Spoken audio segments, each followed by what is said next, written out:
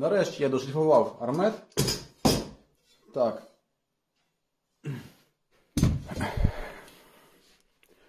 Ось всі детальки зроблені. Навіть ось це. Це заклепки. Теж їх відполірував, відшліфував. Так. Ось 2 штуки. До речі, я, щоб зробити їх, зробив спеціальні інструменти, яких мені бракувало постійно у майстерні. Ну, відео я вже виклав. Тому що оце відео, яке ви бачите, воно в першу чергу доступне патронам і буде оприлюднено тільки тоді, коли я вже дозбираю повністю цей проєкт, викладу відео, і тільки тоді на лайв-каналі я опублікую саме ось це відео.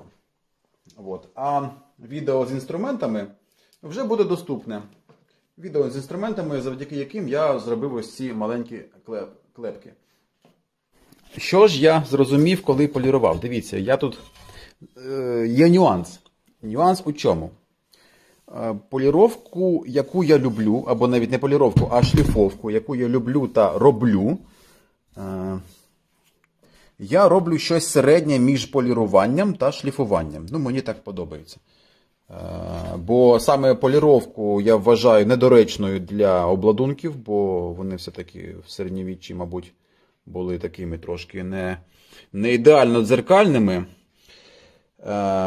А просто шліфовка сатінова мені теж не подобається, бо вона досить біла. Мені круто, коли воно трошечки підблискує. Трошечки є такий дзеркальний наліт, скажімо так. Тобто середнє. Так от, в цьому варіанті ми бачимо риски. Бачите, як вони йдуть? Тут зараз на світлі дуже гарно видно їх.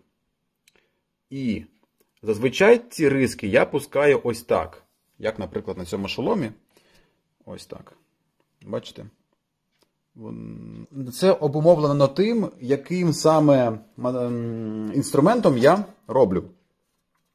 Так ось, в цьому арметі дуже складне місце – це ось цей підборіддя.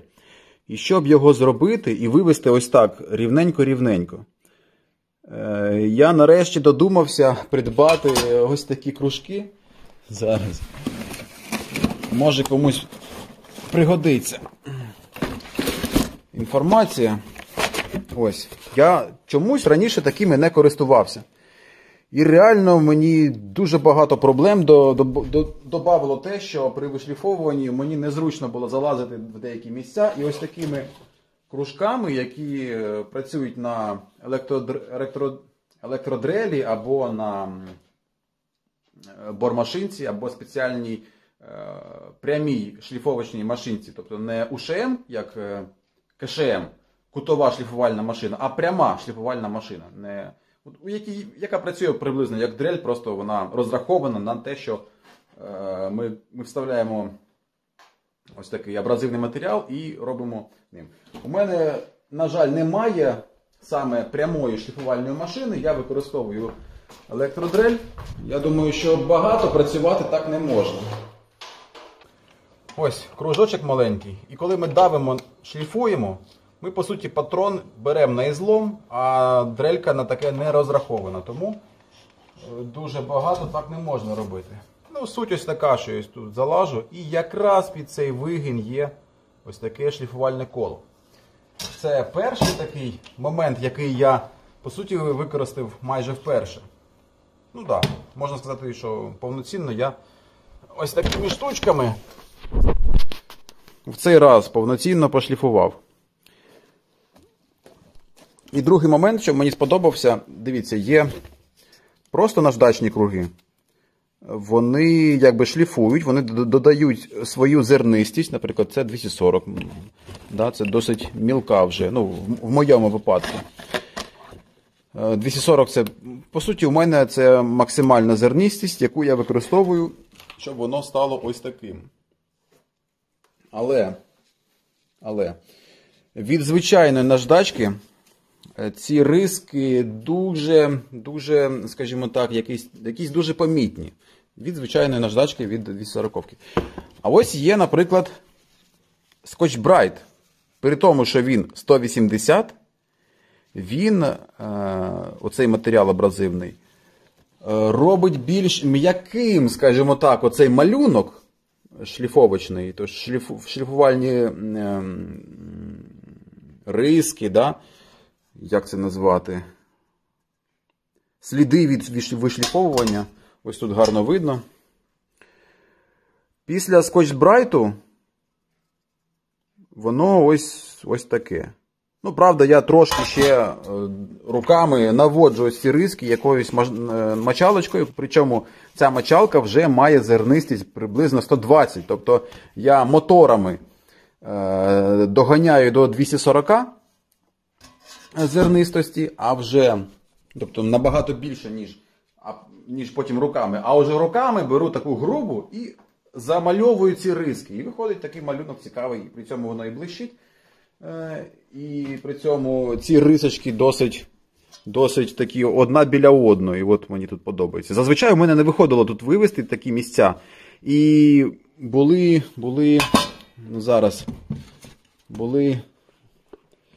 якщо тут знайдемо якесь місце. Ну от бачите, наприклад, раз і багато інших рисок видно. Така трошки неоднорідність, да? Оце салет, він у мене на складі лежить. Уже досить довго, трошки поцарапаний. Ну, не так воно, трошки, як би вам так показати, щоб зрозуміло було, до чого я це. Ну, більш-менш, вроді би, зроблено. Ну, є місця, де воно трохи не так ідеально. Але тут досить прості місця. Ну, тобто, бачите, площина є і все. Тут просто шліфувати. А ось цей вигін, сюди залізти, трохи незручно було. Тому раджу обзавестись, якщо ви вишліфовуєте якісь такі об'ємні випуклі форми, обзавестись, по-перше, різноманітними такими маленькими насадочками, а по-друге, поекспериментувати з Scotch-Brite, бо воно реально таке цікаве, прикольно виходить. Не знаю, я, мабуть, вже розказував про шліфувальну кімнату свою, да? Ну, зараз ще раз розкажу, може щось цікавого для вас нового буде. Ось тут кімната, от там шліфовка. Тут у мене поряд одразу і зварювальне місце, і одразу витяжка на зварку. Ну і плюс, якщо дуже пильна робота, то можна і включити другу, цю витяжку від зварювання. Тому що ось тут у мене досить цікава штука зроблена. Бачите, такий короб. Зараз він виключений. І коли я його вмикаю, у мене вмикається одразу і світло, і витяжка. Ось туди виходить. Почало воно гудіти. І ось тут воно, ось, забирає, бачите, так. Тобто, коли я щось підпрацьовую всередині цього коробу, то вся мілка пилюка, яка зазвичай взлітає вверх, вона так піднімається і облаком і в обличчя летить. Більша частина, наскільки я розумію, вона все-таки забирається звідси, тому що навіть працюючи на вулиці, було відчуття, що багато пилу можна надихатися, тобто якщо довго треба працювати, там, наприклад, годину, то вже треба одягати респіратор. Якщо там забіг трошки на хвилин 15, то зазвичай я респіратор не вдягаю, захист. Але от з цією витяжкою досить часто я працюю і без респіратора, і немає такого відчуття, коли ти надишався пилюкою і вже трошки неприємно. Хоча рекомендую вдягати респіратор, мало ли що. Так, витяжка у мене проходить ось сюди, і ще задіяні ось ці, тут є такі поворотні штуки, зараз закрито, а можна їх відкрити. От. І тоді звідси теж буде витягуватися пилюка. Ось тут я ставлю руку і відчувається гарний такий потік повітря. Це все у мене уходить на вулицю. Там зараз темно, мабуть, так? Тут стоїть така штука. В общем, як циклон зроблено. Її треба регулярно чистити по-перше, треба регулярно чистити, а по-друге, слідкувати, щоб особливо влітку не затлілося там всередині те, що летить. Бо від абразивного матеріалу, який залишки там залишаються, від нього може зайнятися полум'я, тому треба слідкувати. До речі, в цю бочку ще ми налили води, щоб зменшити шанс загоряння. Да, ось тут у мене є місце, де у мене стоїть цей плоскошліфувалка. Я нею рідко працюю лентами. Це зазвичай використовується для якихось там клинків, ножів, сокир, мечів. А я роблю обладунки і мені поки що не приспособився працювати з нею. Саме з нею. Да, бачите, тут досить така пильно зараз. Це все від шліфовки, але ось ця важка пилюка, мені здається, вона не так страшна, бо вона одразу падає вниз і вона не літає. Найстрашніша пилюка, найнеприємніша. Дуже маленький пил, який піднімається у повітрі і стоїть дуже довго. Хоча можу зазначити, що в столярних майстернях пилюки може бути більше, бо там реально по-іншому працюють. І, як мені казали, що тут ще більш-менш чисто. Але думати про чистоту треба, бо це заважає працювати і додає багато додаткового часу на прибирання. Ага. І ще нюанс, який ви можете не знати. Ви дуже часто можете бачити на відеозйомках, як у мене іскри літять прямо в об'єктив. Так от, ось моя відеокамера, якою я знімаю. Це у мене Panasonic. І, бачите, вже трошки прибитий екран, якраз від таких вишліфовувань. Ну, екран це таке, його не так жалко. Але найголовніше, що це мій об'єктив, який убивається. Так, ось бачите, що у мене з поверхнею, да? Яке воно убите.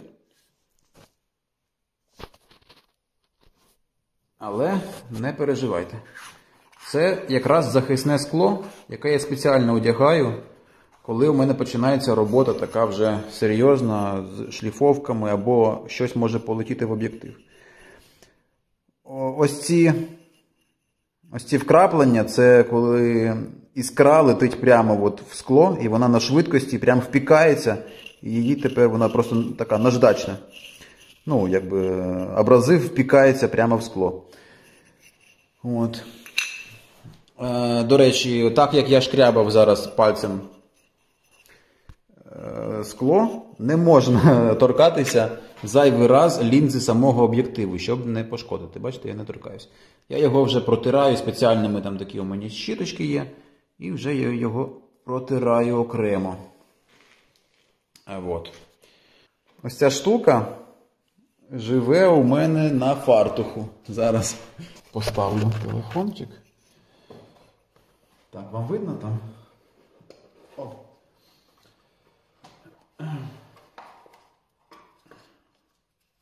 Я його зазвичай, це діло все з відеокамерою зберігаю на другому поверсі і задовбався бігати кожен раз, коли треба щось попиляти з камерою. То я в ітогі ось тут карманчик зробив, вроді би він тут не заважає. Чому не знизу? Тому що тут часто буває, бачите, ось раз і уперся підійшов, уперся до чогось, да? Можна зламати просто. А ось тут і тут, наприклад, бачите, я не опираюсь в роботі. Тому живе в цьому карманчику і постійно захищає наш об'єктивчик. І ще, до речі, є правило, що відеокамера не повинна стояти без кришки. Бо хтось пробіжить, хвостиком махне і все. І жопа об'єктиву. Завжди кришка повинна бути, бо пальцем десь щось хтось пірне або сам, або царапнеш. Дуже важливо. І, до речі, бачите, всередині я теж прошліфував, але всередині я шліфував суто руками. Я просто прибрав зайвий бруд. Тут була окалина і залишки від хімії. Бо так ось прибрати окалину без хімії дуже важко. Тому я поклав у розчин ортофосфорної кислоти. Зараз покажу, де вона в мене тут. Ось. Ортофосфорна кислота.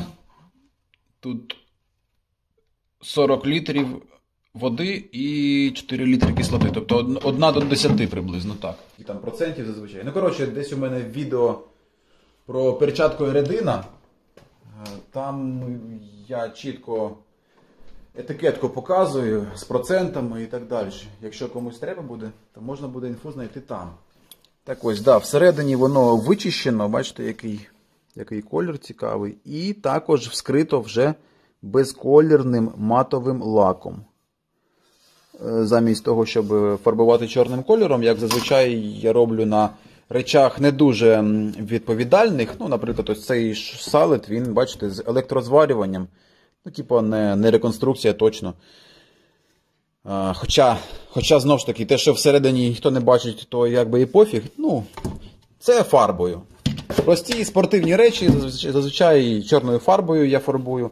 А якісь цікаві, такі вже з нальотом історичності, то вже я вичищаю зсередини теж, роблю це руками, щоб були якраз характерні риски для ручної шліфовки, і тут залишаю всі ці пакованості всередини. І да, цільнокований купол, хоч він і такий досить має просту форму, але коли він цільнокований, це таке складна робота. Вот. Тут теж все вичищено. До речі, це кнопочка, вона з титану. По кольору не дуже видно. Ну і знову ж таки, воно всередині буде, тому і пофіг. Головне, щоб працювало. До речі, коли замовляли цей шолом, тут замовили просто, типу, щось. Ну, замовили насправді сварний купол, але я щось психанув, вирішив зробити його таким от цільнокованим, спробувати. Плюс контент. От, плюс цікаве відео. Подивимося, як буде це відео заходити, бо мені здалося, що ви краще дивитеся на Ютубі саме якісь фентезі формати, а на історичне вам не дуже цікаво. Хоча, можливо, це проблема в тому, що контент зроблений не так цікаво, і я в першу чергу кажу собі, що просто треба навчитися цікаво робити. Тому неважливо, що ти будеш робити. Історичне, не історичне, якщо ти зробив цікаво, навчально якось, або ще щось, що може вдохновити. Господи, як українською? Да, відео повинно бути або надихаюче, або смішне, або розвиваюче, або краще, щоб усе разом, і тоді це правильний контент. Ну, ось я на такому шляху. От. Дякую, що дивитесь. Таке просте, коротеньке відео про шліфовку Ормета. Як бачите, робота вже скоро буде закінчена, тому не пропустіть вихід нового відео. Всім пока!